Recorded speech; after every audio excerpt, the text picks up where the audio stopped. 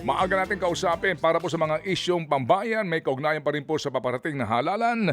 Ang mismo pong chairman ng COMELEC na ating po binibigyan ng pasalamat dahil nga lagi siyang available para po sa totoong mga balita at impormasyon. Magandang umaga po, Chairman George Garcia. Mabuhay ka. Magandang umaga po, Sir Ted, DJ Chacha. Magandang umaga rin po sa mga kababayan natin. Magandang umaga, Attorney COMELEC Chairman George Garcia. Unahin na po natin itong issue. Ito pong requirement sa mga poll firms para po makapagparehistro sila. Naglabas nga po kayo ng pahayag na magkakaroon na ng registration itong mga survey firms natin. Meron po ba kayo nakitang irregularity in the past o posibleng pang-aabuso kaya po nagkaroon na ng requirement ngayon para magrehistro po sila? Ma'am DJ, hindi lang po pagpaparehistro yan, kung hindi pagsasubmit sa atin ng report o reports pagkatapos ng bawat survey ng mga nagparehistro sa atin. Nung po kasing mga nakakaraan, naglipa na yung mga pasulput-sulput, yung mga parang mga kabote na mga nagsusulputan ng mga survey firms kuno na hindi po natin alam kung ano ang mga pinanggagalingan, lalo pat kung yan ay nagbibigay ng mga resulta na wala naman po kahinahinala yung background. Katulad halimbawa po ng mga yung scientific method na ginamit, hindi man lang nare-reveal sa atin. Sino ang mga respondents? Paano kinuha ang respondents? Sino ang nagkomisyon? Sino ang nagbayad? Yan po mga bagay na ganyan ay nakalagay mismo sa Republic Act 9006, yung tinatawag na Fair Elections Act. And therefore, marapat lang na ang COMELEC ay kumilos patungkol dito upang hindi naman po ang mga kababayan natin na nalilito sa napakarami at pagkadami-dami mga survey organizations na iyan. Hindi po natin pinipigilan again ang surveys sapagkat sinabi ng Korte Suprema sa kaso ng Social Weather Station and Pulse Asia versus the COMELEC na ito ay legal, constitutional, ang kahit na ang purpose ay maaari ma-impluwensya na pag-iisip ng mga kababayan natin o ng botante, yan daw po ay parte ng freedom of expression and of speech. Yung pagpaparehistro, walang dapat ikatakot. Lalo pa kung isa sa publiko yung survey. Kung private naman po lang na survey, wala po tayo magiging pakialam doon. Pero pag sinapubliko na, lalo pat may epekto sa mamamayan, dapat nare-regulate. Chairman, kailan po magsisimula ang pagpaparehistro nitong mga poll firms na ito? 15 araw po pagkatapos ng publication nung nakaraang Friday at itong linggong ito plano po natin pulungin yung mga survey organizations upang ipahayag sa kanila ito pong ating kagustuhan at baka para meron din po sila makapag-contribute sila ng sa kanilang palagay ay mas makakapag-improve dito po sa ating gagawin na regulasyon. At the same time gusto rin nating alamin sa kanila ano ba talaga at magkano ba yung rate na dapat na pini-impose patungkol sa mga surveys, kung ito ay pangbayan, pang probinsya, pang district, pang buong bansa. Magkano ba talaga? Para naman hindi po nagkakaiba-iba. Meron yung iba millions, yung iba thousands lamang. At pagkatapos, napaka-unfair po kasi doon sa mga walang kakayanan, yung mga mahihirap natin mga kandidato. Hindi po ba ang purpose talaga ng Fair Elections Act ay para siguraduhin ang equal opportunity for all? Chairman, dun po sa binabanggit nyo na maging yung kung magkano yung pag-poll nitong mga surveys na ginagawa, kasama po ba yun dun sa nakapaloob sa RA 9066? Pwede po bang gawin ng COMELEC yun na i-require itong mga poll firms natin na sabihin nyo sa amin kung magkano talagang ibinabayad sa inyo ng mga kandidato or private institutions? Pwede po, lalong-lalo na kung ito, Ma'am DJ, ay kandidato ang involved sapagkat kinakailangan ma-report ng kandidato sa kanyang statement of contributions and expenditure. Hindi nga po ba kahit sa TV, sa radyo, sa dyaryo, kinakailangan isubmit sa amin ng mga stasyon ng radyo o mga may-ari ng mga newspaper ang mga kontrata kasama yung mga resibo na binabayaran upang nakukumpara namin doon sa sinasubmit na sose ng ating po mga kandidato upang malaman natin kung talagang makatotohanan o tama ang kanilang nire-report sa COMELEC. So isasama po natin yung binayad nila sa poll firms dun sa SOSE. Tama po, dahil yan po yung statement of contributions and expenditures. Kahit pa sabihin na may nagbayad na iba o ito ay donasyon sa kanya, yan po ay dapat maisama sa SOSE. At ano naman po ang sanctions sa posibleng kaharapin nitong mga poll firms na magiging matigas ang ulo na maglalabas pa rin ng survey kahit hindi po magparehistro sa COMELEC? Yan po yung nakalagay mismo sa 9006 na inaffirm ng Korte Suprema sa kaso pong aking nabanggit. Na sinabi ng Korte Suprema tama at pwede magkaroon ng election offense, kasong kriminal po yan. Ang naging problema lang doon sa kaso yun kasi hindi nagkaroon ng due process at binaliwala ng Korte Suprema yung pagpa-file ng kasong kriminal sa mga firms o sa mga company na yan. Pero ngayon po dahil bibigyan natin ng tamang notice at due process ay maaari pong masunod na kung ano talaga ang mandato ng saligang batas at ng batas natin patungkol sa bagay na yan. So meron po kayong mga tauhan that will monitor kung merong mga survey firms na maglalabas pa rin po nitong mga polls nila at hindi Meron po rehistrado tayong, sa inyo? Meron po tayong kinreate at ito po ipapa-approve natin kaagad sa Commission NBAC na isang task force, respect, at yan po ay patungkol sa pagmomonitor, pag-coordinate sa mga survey organizations at lalong-lalo na pagpapatupad ng ating pong regulasyon. At asahan po ninyo, this week, magkakaroon ng maliwanag na punto kung paano natin papatupad yan sapagkat again, gusto muna natin kausapin din yung mga survey organizations. Last na lang po tungkol dito sa issue na ito. Chairman, dun sa sanction na binanggit nyo kanina na may criminal case, may penalty rin po na posibleng ipataw dito sa mga survey firms na ito.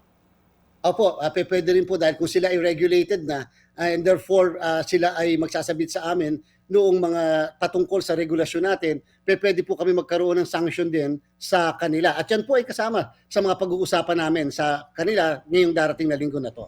Okay, so when we speak of regulation, atin lang pong kakalaruhin, Chairman, ha, kapag po ang survey firm na kinuha ng isang partido o kandidato ay para lamang doon sa pangsariling gamit ng kumakandidato, walang regulasyon doon sa usapin po ng bayad, walang regulasyon doon sa pagsasapubliko nito kasi ito naman ay para sa private use pero dapat deklarado lang doon sa kanyang sose? Yes po, Sir Ted. Okay. Pero ang ating po kasi magiging pakiusap sa mga survey organizations, siyempre lalo pat sila ay regulated para kang nasa Securities and Exchange Commission ng mga korporasyon na ang pakiusap natin ay na kahit na ito ay pribado maaari na survey, ay kinakailangan na ma-report sa amin. At naniniwala ako meron dyan ng mga credible at yung talaga mga matatagal ng survey organizations ang magre-report sa atin kasi gusto nga po rin nila na ma-regulate. Regulation is good for them. It's good for business dahil ma-exclude mo yung mga patakbuhin ng mga survey organizations or firms. Ayun, so kahit na ito ay para lamang sa personal na gamit ng kandidato, under your concept ng regulation na ito sa mga survey firms na ito, obligado yung survey firm na maging transparent at sabihin sa inyo na ito yung aming mga kliyente at ito yung aming kontrata sa kanila, ganun po yun? Ay, yes, Sir Ted. Kasi po, ganito po yan sa mga survey organizations na nakikinig at nanonood sa inyo ngayon. Paano po kung yung mismo mga kandidato o yung nagbayad para sa kandidato ay nag-report naman sa SOSE o kaya naman kahit po sa kanilang pong income tax return, halimbawa, tungkol sa pagbabayad na ganyan. At sila naman na hindi nag-report, kakasuhan po namin sila. In the same manner, ganun din naman po yung mga kandidato ay pag sila hindi nag-report sa SOSET, nag-report ito mga survey organizations, kahit ito ay pribado na undertaking, dahil yan po in relation to the election, and therefore marapat na kasama yan sa Statement of Contribution and Expenditure, dapat ma-report po. Tatandaan natin, may isang gobernador na nahalal sa may Southern Luzon. Nag-compare kami, tiningnan namin yung sinubmit ng mga stasyon ng radyo, telebisyon. Hindi niya ni-report dahil binigay lang para ito sa kanya. Kinasuhan po siya, tinanggal siya bilang gobernador. Okay, sige po. So, lumalabas din po na kapag po may isang survey firm na maglalabas ng resulta ng kanilang ginawang survey, either sa local man yan o sa senatorial, para po sa consumption ng publiko, dapat maging bukas ang lahat ng informasyon sa lahat ng binayad sa kanya, sino nagkomisyon at pamamaraan ng kanilang ginawang survey. Klaro po yan, Chairman. Yes po, Sir Ted, napakaliwanag po yan. At meron po kaming, may form kami dyan na kinakailangan i-accomplish, i-comply at i-submit mismo ng survey firm or organization sa bawat pagkukonduct nila ng survey. At yan po mismo ay nasa batas and therefore kinakailangan susundin po natin. Sino po ang magdidesisyon o hahatol na ang isang survey firm ay sabihin na po natin, kumbaga hindi siya subpar, no? Ayokong pong gumamit na ibang masakit na salita. Alam niyo ho yun, yung bang ipinanganak lang siya ngayong season and then ang dami niya nilalabas na kung ano-ano mga survey at ang dami mga respondents, wala namang paraan kung paano ginawa yung survey. Paano po yun? Kapag ganun po yung kumpanya na nagpapakilalang survey firm, sino po ang magbibigay sa kanya ng penalty kapag ho ganun?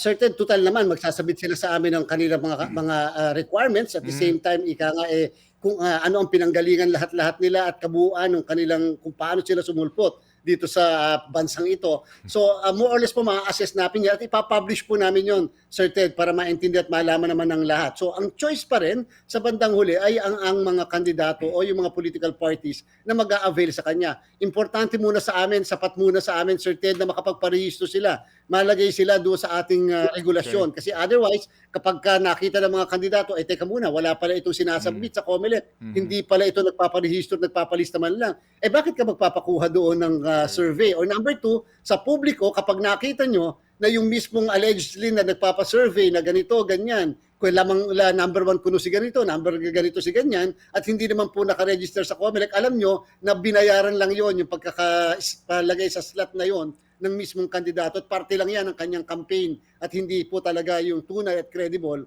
na survey organizations yan. Meron bang poder ang COMELEC na i-censor ito, Chairman, kung may isang nagpapakilalang survey firm na maglalathala sa isang pahayagan o sa television o radyo o sa YouTube ng resulta ng kanilang survey result pero hindi sila rehistrado sa inyo?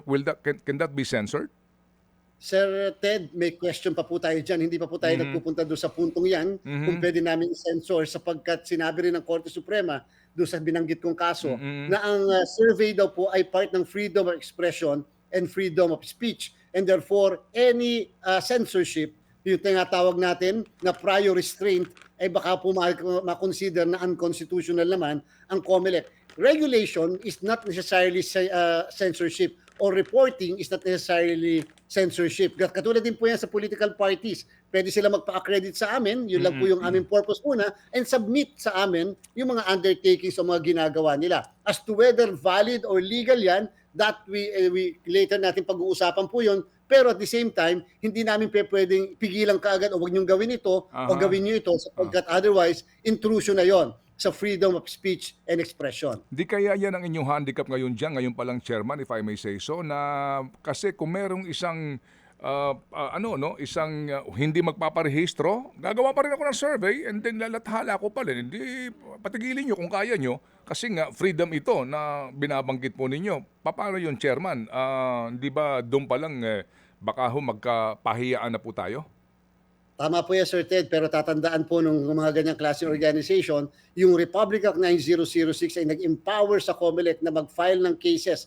So, ibig sabihin, kung hindi ka nagpalista sa amin, nagpa-accredit, tawagin na natin accreditation, at hindi ka nagsubmit ng report, dalawang bagay po yan, accreditation and submission of report each and every survey. At teka muna, may problema. Kakasuhan namin. Total sa bandang uli, Sir Ted, sa amin naman kakasuhan na law department. Di sa amin na lang sila magpaliwanag kung ano man yung gusto nila ipaliwanag. Opo, ito pong ginagawa ng marami na kalye survey. Paano kaya ito? How will you handle that? Yung pupunta sa palengke, may mga ipapakitang mga picture at pangalan para sa lokal na posisyon o maging senatorial, minsan ginagawa sa kalye survey. How do you address that? Ako po muna, Sir Ted, bago yung kalye surveys, ay yung muna sa mga ginagawa ng mga radyo, minsan telebisyon na nagpapasurvey. Ito po ang ating maliwanag dyan. Hindi po yan covered ng ating regulasyon na ito sapagkat yan po ay part ng News and Public Affairs Program ng mismo mga radyo at dyaryo o telebisyon and therefore hindi po siya covered ng ambit na to sapagkat hindi naman po bayad yung pagpapasurvey ng mga radyo, TV at saka mga dyaryo na yan po ay parte lamang ng kanilang pagkukonduct at pagkikreate ng opinion mula po sa ating mga viewers o sa ating mga listeners or yung mga nagbabasa ng dyaryo. Ngayon po yung sa mga kalye surveys po, maaaring hindi rin po sila ma-cover pa sa kasalukuyan sapagkat mukhang kakailanganin namin, Sir Ted, na mas malawak na regulasyon o batas patungkol sa bagay na ito. Hindi po namin mako-cover yung bagay na yon. Subalit, ang sa amin po mako-cover lamang yung mga survey for a fee and for public consumption and yung private consumption only para sa SOSE lamang. Okay, sige po. Sige. So, abangan po namin ang mismo pong letra nito pong inyong ilalabas na kautusan na ito. Meantime po, kumusta po yung hinihinging exemption ng DSWD para po sa kanilang pamimigay po ng ayuda? Yung pong pangalawang request, Sir Ted, hindi pa rin po natin ina-actionan. Mag-aapat na linggo na, mag-iisang buwan na sapagkat hanggang sa kasalukuyan, unfortunately po ay wala pa rin kami natatanggap na guidelines na pinapasubmit po natin para doon sa unang request na bagamat maliliit ay sinabi po natin na una, dapat walang presensya ng politiko during the distribution. Number 2, isubmit sa atin ang pinakadetalyadong guidelines kung paano ito mapapatupad ng tama. At yan din po ang hiningi ng ating pagdinig sa Senado na hanggang sa kasalukuyan ay wala pa rin pong guidelines na sinasabit sa amin. So, ibig sabihin po, Sir Ted, yung una naming nag-grant na exemption, conditional po yan at hanggat hindi po nasasubmit at nako-comply yung kondisyon, ay hindi po magiging epektibo. So again, bakit namin a-actionan ang pangalawang request kung sa una pa lang po ay may problema na? Okay, sige po. So kami muli maghihintay po sa inyong kaukulang announcement tungkol dyan at kami po'y muli ay nagpapasalamat po sa inyo dahil kayo po'y laging bukas para po sa pagpapakalat ng tamang informasyon na may kaugnayan po sa halalan at sa puder ng COMELEC. Salamat po, Chairman George. Maraming salamat po, Sir Ted. Ng DJ Chacha, mabuhay po kayo. Thank you.